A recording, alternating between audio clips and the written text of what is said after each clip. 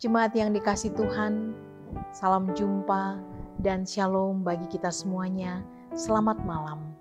Pada saat ini, kita kembali lagi diberikan kesempatan yang indah oleh Tuhan.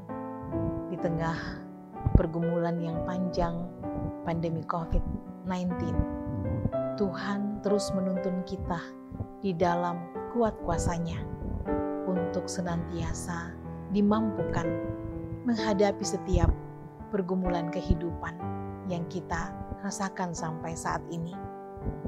Kita diajak oleh Tuhan untuk berada di dekat-Nya, menikmati kuat kuasa-Nya, menikmati kasih-Nya. Mari kita satu di dalam persekutuan ini, berdoa bersama dengan Gereja Toraja Jemaat Warakas Klasis Pulau Jawa. Kita masuk di dalam saat teduh.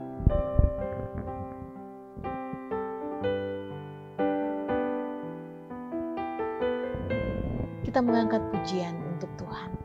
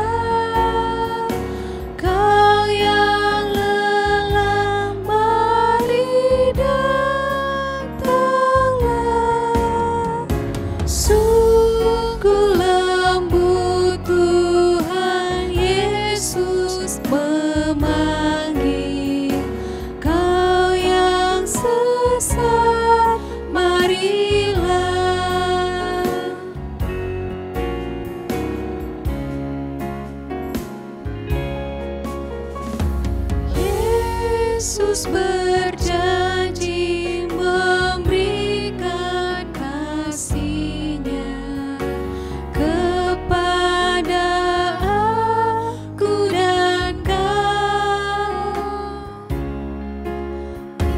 Ia mengampuni orang berdosa seperti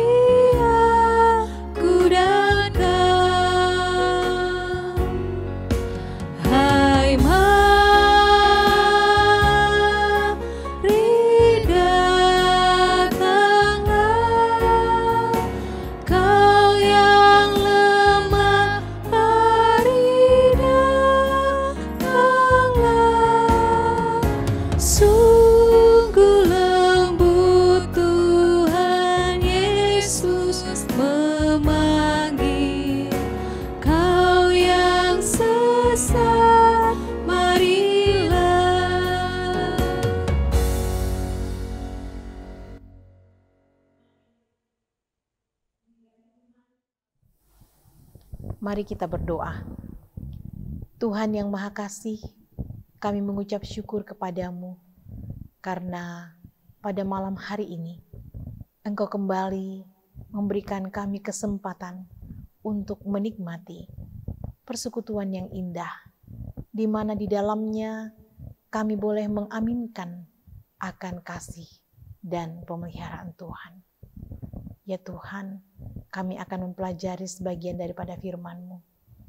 Tuhan, tuntun kami semua di dalam membacanya dan merenungkannya. Tuhan menuntun hamba Tuhan di dalam menguraikannya, agar firman Tuhan dapat disampaikan seturut dengan kehendak Tuhan saja. Berfirmanlah Tuhan, Oleh karena kami semuanya telah siap untuk membaca dan merenungkan firman Tuhan.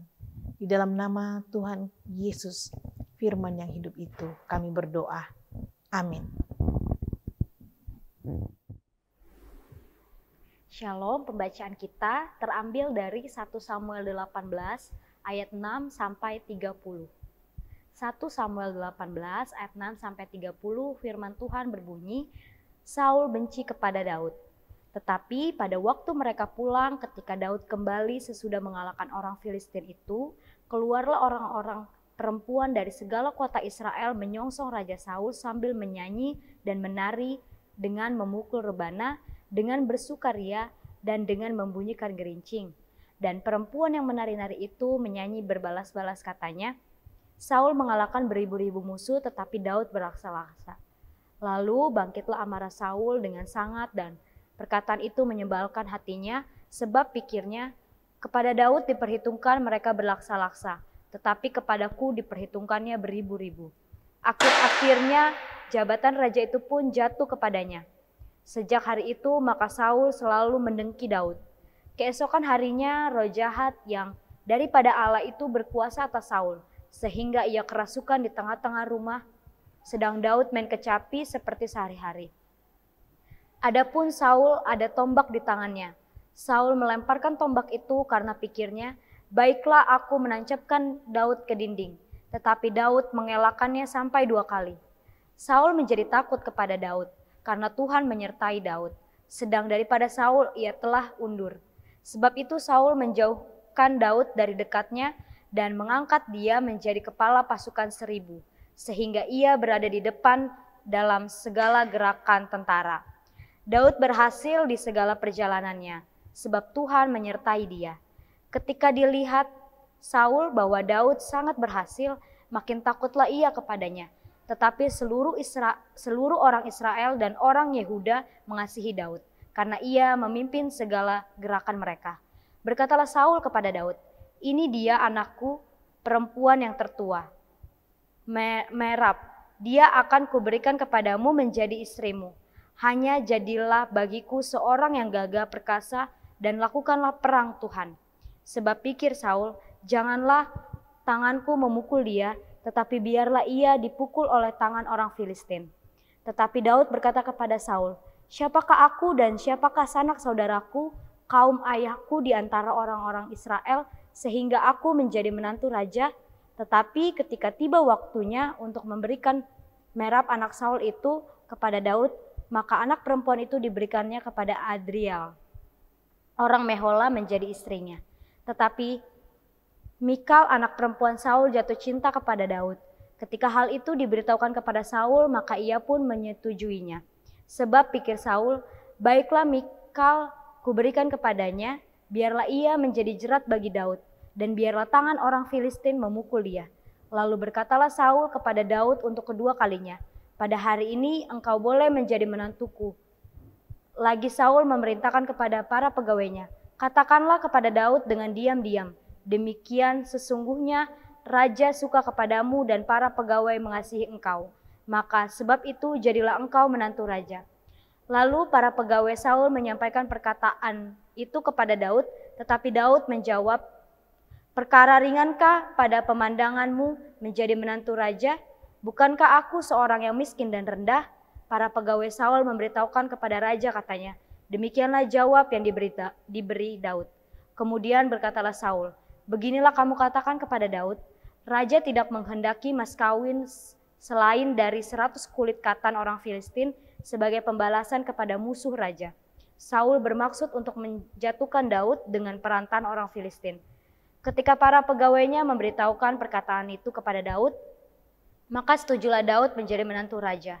Waktunya belum genap, tetapi Daud sudah bersiap. Ia pergi dengan orang-orangnya dan menewaskan dari orang Filistin itu 200 orang serta membawa kulit katan mereka. Dan dalam jumlah yang genap diberikan merekalah semua itu kepada raja, supaya Daud menjadi menantu raja. Kemudian Saul memberikan Mikal anaknya kepadanya menjadi istrinya. Lalu mengertilah Saul dan taulah ia bahwa Tuhan menyertai Daud dan bahwa seluruh orang Israel mengasihi Daud. Maka makin takutlah Saul kepada Daud. Saul tetap menjadi musuh Daud seumur hidupnya. Apabila raja-raja orang Filistin maju berperang, setiap kali mereka maju berperang, maka Daud lebih berhasil dari semua pegawai Saul, sehingga namanya sangat masyhur. Amin firman Tuhan. Jemaat yang dikasihi Tuhan, kita telah membaca satu bagian pembacaan firman Tuhan dari kitab 1 Samuel pasalnya yang ke-18 ayat 6 sampai dengan ayatnya yang ke-30. Dari pembacaan ini saya mengangkat satu tema untuk kita renungkan bersama, yaitu Tuhan menyertai Daud. Jemaat yang dikasihi Tuhan, penyertaan Tuhan adalah kekuatan kita. Penyertaan Tuhan adalah pengharapan kita di dalam kita menghadapi setiap pergumulan dan juga tantangan hidup yang sedang dan berlangsung terus di sepanjang kehidupan kita sampai saat ini. Di dalam pembacaan kita ayatnya yang ke-14, kita membaca Daud selalu berhasil di segala jalannya, sebab Tuhan menyertai dia. Itu yang dikatakan oleh firman Tuhan di dalam pembacaan kita pada malam hari ini. Kita percaya bahwa bukan hanya Daud yang akan mengalami penyertaan Tuhan, tetapi kita juga sebagai anak-anak Tuhan. Masa saat ini adalah masa yang penuh dengan pergumulan, terutama sakit penyakit, pandemi COVID yang berkepanjangan meliputi kehidupan dunia, bahkan juga kehidupan kita saat ini. Pertanyaan bagi kita adalah bagaimana supaya hati kita selalu percaya, selalu yakin dan tidak ragu akan penyertaan Tuhan. Yang pertama adalah kita harus memiliki relasi yang baik dengan Tuhan. Karena Tuhan menginginkan hati kita selalu terarah padanya. Tuhan mau kita harus selalu memperlihatkan kebergantungan hidup kepadanya. Relasi yang baik dibangun dengan tekun berdoa, dengan tekun membaca firman Tuhan. Sehingga di dalam kedekatan itu, kita akan merasakan penguatan dan hikmat Tuhan dari kuasa Roh Kudus Tuhan yang akan selalu meyakinkan kita bahwa Tuhan menyertai kita. Sehingga kita tetap kuat menjalani kehidupan walaupun pergumulan datang silih berganti. Contohnya adalah api. Ya. Bagaimana kita bisa merasakan kehangatan daripada panasnya api, bahkan juga dapat merasakan tuntunan ataupun penerangan daripada cahaya api itu jikalau kita jauh daripada sumbernya. Bagaimana kita dapat merasakan penyertaan Tuhan jikalau kita lebih mempercayakan hidup kita pada hal-hal yang bersifat dunia. Yang kedua, setia melakukan kehendak firman Tuhan. Setia melakukan kebenaran-kebenaran Tuhan. Melalui Daud kita banyak belajar tentang hidup yang benar. Ia rendah hati. Di dalam pembacaan kita bisa membaca itu. Ketika orang-orang menyampaikan kepada Daud bahwa ia akan dijadikan menantu oleh Raja Saul. Dia mengatakan, mudahkah menjadi menantu seorang raja? Aku ini berasal dari keluarga yang biasa saja. Dia selalu merasa rendah hati di dalam menghadapi setiap realitas hidup yang diperhadapkan kepadanya. Walaupun dia adalah seorang yang telah melakukan banyak hal untuk bangsa, tetapi ia tidak menjadi sombong. Daud juga tidak menyimpan kesalahan orang lain di hatinya. Bayangkan Raja Saul sangat membencinya dan ingin melenyapkannya karena iri hati. Tapi Daud tidak pernah membalas. Kalau kita menelusuri kehidupan Daud, kita juga akan menemukan sikap Daud yang tidak benar. Ya, tetapi ketika Daud diarahkan oleh Nabi Nathan, Daud segera menyesali perbuatannya. Daud menjadikan firman Tuhan sebagai yang utama di dalam hidupnya. Kita bisa membaca di dalam kitab Mazmur. Ada banyak kesaksian hidup Daud mengenai pengaruh firman Tuhan di dalam hidupnya. Bagaimana ia ingin selalu menjadikan firman Tuhan itu sebagai tuntunan di dalam kehidupannya. Itulah sebabnya mengapa Daud mengalami penyertaan Tuhan. Karena Tuhan berkenan terhadap kehidupannya. Kita bisa baca itu di dalam 1 Samuel 13 ayatnya yang ke-14. Jemaat yang dikasihi Tuhan, dekat dengan Tuhan, melakukan firman-Nya dan berdoa tiada putusnya, kita akan merasakan kehadiran-Nya dalam hidup kita untuk menguatkan kita, untuk menuntun kita, dan juga untuk menyertai kita. Tuhan memberkati kita semua. Amin firman-Nya. Mari kita mengangkat pujian untuk Tuhan.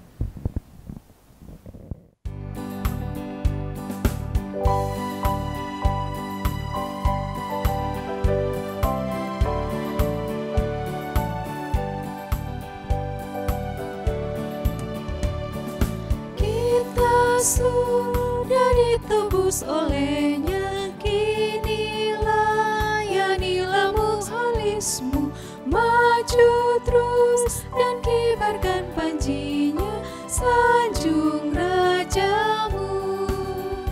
Mari bawa padanya segenap talentamu, serta hidup mengikuti firman-Nya.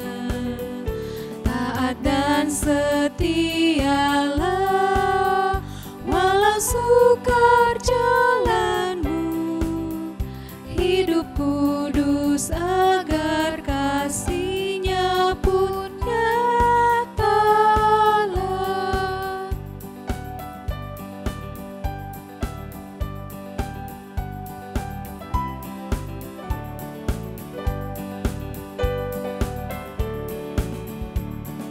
Dan layanilah dengan setia, jangan dosa sampai menghalangmu, junjunglah terus kebenaran-Nya, sanjung rajamu. Mari bawa padanya segenap talentamu, serta hidup mengikuti firman-Nya. Taat dan setialah walau sukar jalanmu, hidup kudus agar kasih-Nya pun nyatalah.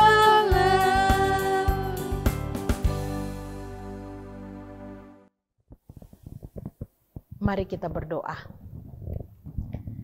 Tuhan yang Maha Kasih, Tuhan yang baik, kami mengucap syukur dan terima kasih padamu pada malam hari ini Tuhan, di mana Tuhan memberikan kami lagi kesempatan untuk mengalami tuntunan Tuhan. Di dalam persekutuan yang indah ini, di dalam membaca dan merenungkan firman Tuhan, kami boleh dikuatkan, disegarkan, bahwa Tuhan selalu menyertai Daud di dalam jalan-jalannya, sehingga ia boleh berhasil. Ya Tuhan, kami pun juga percaya bahwa Engkau juga selalu menyertai kami. Tapi mungkin kadangkala kami meragukannya. Kadangkala kami tidak percaya bahwa Tuhan ada bersama-sama dengan kami. Kami lebih percaya dengan apa yang menjadi arahan dan juga tawaran dunia ini. Ya Tuhan yang Maha Kasih, Tuhan yang baik, terima kasih melalui firman-Mu ini, kami boleh kembali belajar dan dikuatkan bahwa Engkaulah sumber penyerta yang sejati. Kepadamu kami memohon Tuhan untuk selalu menyertai kami, melindungi kami, membentengi kami di dalam kami menjalani kehidupan ini. Karena kami mengetahui dan menyadari bahwa tanpa Tuhan kami tidak akan bisa berbuat apa-apa. Tuhan yang Maha Kasih, terima kasih untuk tuntunan dari pagi, siang hingga malam ini. Terima kasih untuk boleh menjalani kehidupan bersama keluarga, di rumah, di dalam pekerjaan, bahkan juga di masa-masa libur anak-anak sekolah. Terima kasih juga ya Tuhan, bahwa kembali melalui persekutuan ini, sehati di dalam doa, kami boleh bersekutu, bersehati bersama dengan jemaat Tuhan. Beberapa hari ini ada banyak anggota jemaat Tuhan yang mengalami sakit penyakit ya Tuhan. Ada yang terpapar pandemi COVID, yang dirawat di rumah sakit, yang dalam proses isolasi di rumah. Tuhan, kami mohon kepadamu, Engkaulah sumber pertolongan kami. Engkaulah dokter yang maha kuasa Tuhan. Berkatilah jemaat Tuhan, baik yang ada di Warakas maupun juga yang ada di mana-mana saja. Tuhan lawat satu persatu, Tuhan jamah supaya mereka boleh mengalami kekuatan, bahkan kepulihan yang daripada Tuhan. Tuhan yang Maha Kasih, Tuhan yang setia, kami menyerahkan juga pemerintah dan tim medis melalui kehidupan mereka Tuhan. Mereka boleh memberikan pendampingan dan terus mendampingi masyarakat di dalam menghadapi pergumulan pandemi ini. Kami berdoa Tuhan, kami tidak tahu kapan pandemi ini akan berlalu, tapi kami selalu berdoa, Tuhan lindungilah kami. Tuhan jauhkan kami dari segala mara bahaya ya Tuhan. Dan kuatkan setiap saudara-saudara kami yang terpapar pandemi COVID untuk selalu percaya bahwa Tuhan selalu menyertai kami semua.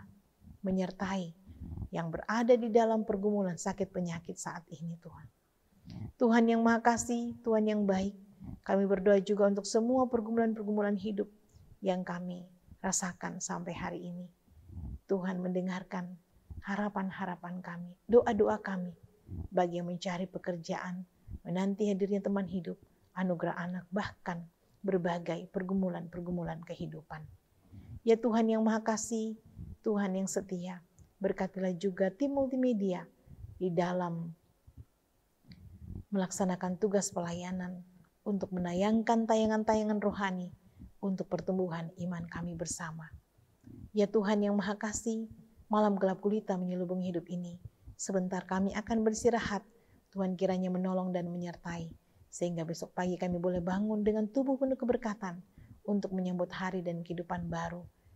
Untuk melaksanakan tugas aktivitas yang Tuhan masih percayakan. Terima kasih Tuhan, inilah doa kami. Inilah suruh sembahyang kami. Inilah permohonan kami. Sempurnakanlah semua itu di dalam Putra-Mu Tuhan kami Yesus Kristus yang sudah mengajar kami doa Bapa kami.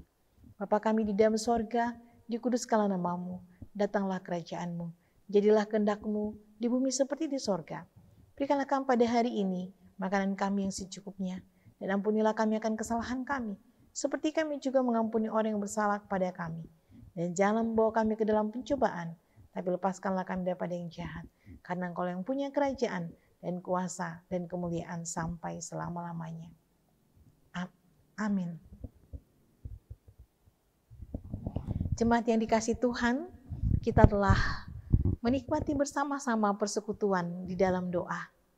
Kita percaya bahwa ketika hati kita bersungguh-sungguh dan selalu rindu untuk berada di dekat Tuhan, Tuhan dengan kuat kuasa-Nya akan selalu menaungi dan memelihara hidup kita, menjaga kita. Sampai berjumpa di edisi Sehati di Dalam Doa pada hari-hari selanjutnya. Tuhan mengasihi kita semua. Shalom.